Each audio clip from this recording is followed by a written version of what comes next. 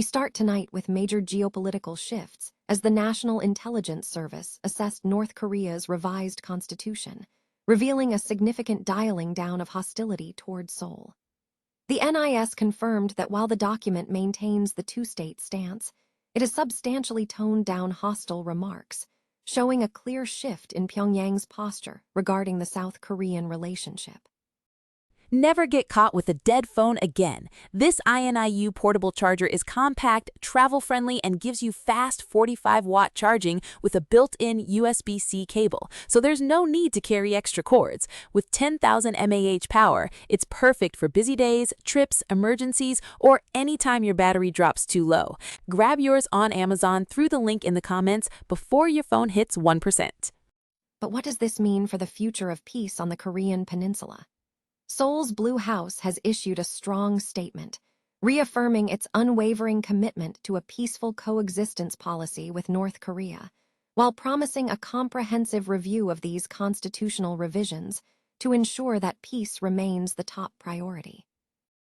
Switching gears completely, we move from international relations to the vibrant world of art and culture. Graphic artist VERDY is making a massive debut with his solo exhibition, I Believe in Me, at the LOTT Museum of Art Seoul, showcasing his evolution from street art to immersive, multi-sensory installations. And finally, we turn to community and wellness as the 2026 Seoul Youth Mental Health Festa wrapped up, bringing together thousands of young people for healing yoga, counseling, and incredible performances. Don't miss the full story on these developments and what they mean for your life.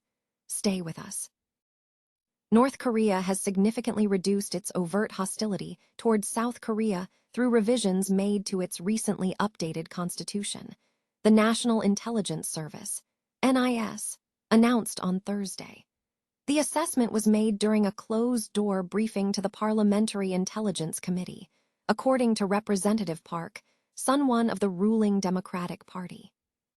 The NIS stated that although the Constitution still asserts that North Korea will not tolerate any infringement on its territory bordering the Republic of Korea, there were no hostile remarks directed toward the South. The lawmaker quoted the agency, noting that while the document clarified the two-state stance, it substantially toned down hostility toward South Korea.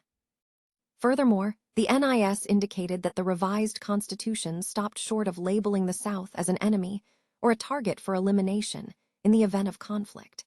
The agency observed that the document signals North Korea's intent to sever ties with the South, while simultaneously intending to maintain the status quo and manage the situation, rather than adopting an offensive military posture. The revised constitution, released by Seoul's Unification Ministry on Tuesday, reflects a policy shift unveiled by Kim Jong-un in 2023, which frames the South as a separate nation rather than a partner in eventual unification. The document explicitly defines North Korea's territory as the land bordering China and Russia to the north, South Korea to the south, along with its adjacent territorial waters and airspace. Seoul has firmly stated that North Korea's proposed constitutional revision will not alter South Korea's established peace policy. The declaration comes in the wake of the release of a document detailing changes to Pyongyang's constitution, which observers suggest formalizes the regime's stance against unification. In a message to reporters on Thursday, the South Korean government's Blue House affirmed its unwavering commitment to the peaceful coexistence policy with North Korea. The administration announced that it will comprehensively review trends in North Korea's constitutional revisions and will consistently pursue its Korean Peninsula peaceful coexistence policy based on that review. The document outlining the purported changes to the DPRK's constitution was unveiled on Wednesday by a South Korean expert affiliated with the Korea Risk Group. Graphic artist VERDY is launching his debut solo museum exhibition, I Believe in Me, at the LOTT Museum of Art in Seoul, running from April 24 through July 19, 2026. The exhibition is set to introduce VERDY's signature street-driven visual language to the gallery space, marking a significant milestone for the Osaka-born artist whose work bridges fashion, music, and youth culture.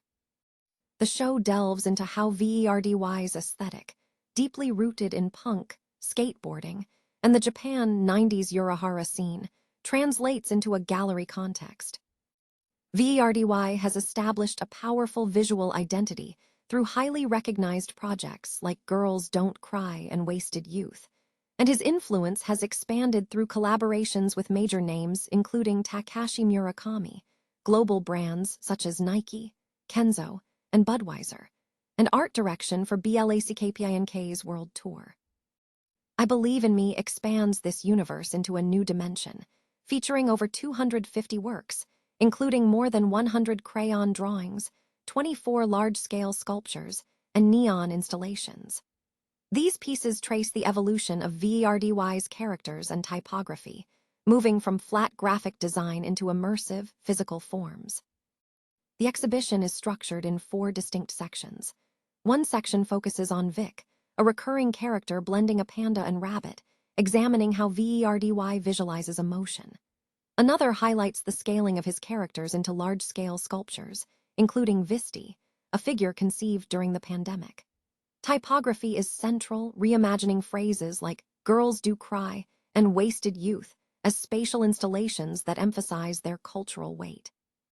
The final section offers a behind-the-scenes look at VERDY's Tokyo studio, showcasing personal artifacts and collaborations. More than a simple retrospective, I Believe in Me positions VERDY as an artist who is redefining graphic design, transforming it into a fully immersive, sensory experience within the museum setting.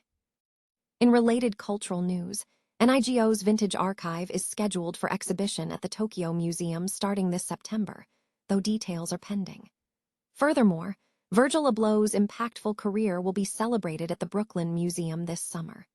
Separately, Band of Vices is launching an immersive group exhibition featuring over 26 artists, with founder Terrell Tilford describing the experience as almost hallucinogenic. Seoul celebrated youth mental well-being at the 2026 Seoul Youth Mental Health Festa, held on the 3rd at the Mulbit Stage in Uido Hanggang Park. Organized by the Korea Children and Youth Cultural Center and sponsored by the Seoul Metropolitan Government, the event aimed to foster awareness and support for young people's mental health under the theme, Youth Mental Health, Let's Do It Together. The festival featured a diverse array of engaging programs designed to offer holistic support. Popular experiential activities included music and art healing sessions involving emotion drawing, dietary counseling through the Happy Root Run checkup, coloring art therapy for emotional recovery, aromatherapy for stress relief, and the Mium Talk Tarot counseling program for addressing youth concerns. Participants also enjoyed personal color analysis experiences. For physical and emotional stability, the Youth Healing Yoga program offered advanced registration, providing yoga focused on breathing and meditation by the Han River. 16-year-old participant Lee So-yeon praised the accessible outdoor yoga and professional counseling. The event attracted significant participation from numerous organizations, including the Seoul Youth Counseling and Welfare Center, the Seoul Out-of School Youth Support Center, the Seoul Pharmaceutical Association, the Noan iZone Center, and various police stations and Korea University affiliates. These partners offered tailored programs such as stress relief games, therapeutic horticultural activities, illegal drug prevention campaigns, digital media overdependence prevention zones, school violence prevention experiences, and career programs. A key feature was the Mental Health Talk concert, which facilitated open dialogue as young attendees shared personal stories regarding stress, worries, and career aspirations.